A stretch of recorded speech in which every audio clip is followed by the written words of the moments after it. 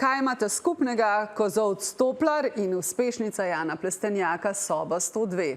Vse, kar se ne sme, se je že stoletja pred Janovim hitom počelo na slovenskih kozolcih, oba simbola pa sta za dober namen združena v kolekciji Copat-Copart. Zveza prijateljev mladine Slovenije se je s priljubljenim glasbenikom povezala za dobrodelno kolekcijo, ki združuje toplino doma, glasbo in pomoč mladostnikom ter družinam v stiski. Kolekcijo Copat je Janu pomagala uresničiti oblikovalka Urša Drofenik. Polovica iz kupička od prodaje gre v dobrodelne namene.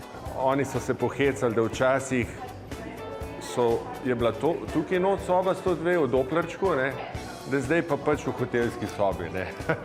No in kar je pa bistveno, je pa, da bo šel profit od teh copatov, ki se bodo prodali ogroženim družinam z mladoletnimi otroki. Idejo za kolekcijo Copart je ekipa dobila zaradi klicev podjetij, ki so bili pogosti predvsem v prazničnem času obdarovanja. Kaj imate vi, da bi mi lahko dali kot dobrodelno darilo našim poslovnim partnerjem? S pomočjo oblikovalcev, med njim je bil tudi Oskar Kogoj, so prišli do kolekcij ročno šivanih copat, ustvarjenih v Sloveniji iz trajnostnih materialov.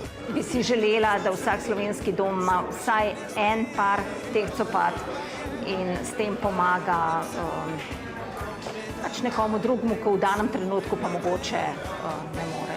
In sploh v tej dobi današnji, ki pa je individualizem toliko ekstremno prišel do vrhunca. Je lepo, da se malo opomnimo, da nismo sami. 800 parov copat so tudi letos sešili v družinskem podjetju v Tržiču. In ko smo Vesni, se pravi ženi od lastnika, povedali, da bo letos kolekcija Jana Plestenjaka, to je imela nasmejane oči, zato ker je čisto na vseh koncertih. Vse v meni vrehoti, soba 102, vse, kar se ne sme.